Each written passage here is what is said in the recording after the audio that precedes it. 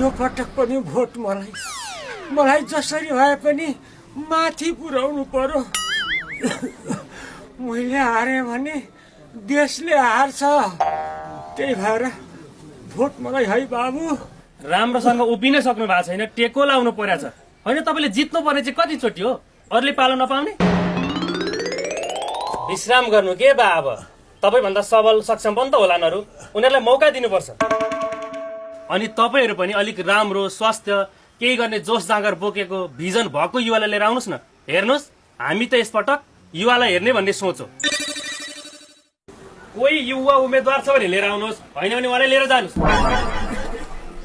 कात्रो कार्यकर्ता, यो घरमा कुरो अलि अर्कै आयो। नेताजी कोटिएको भोट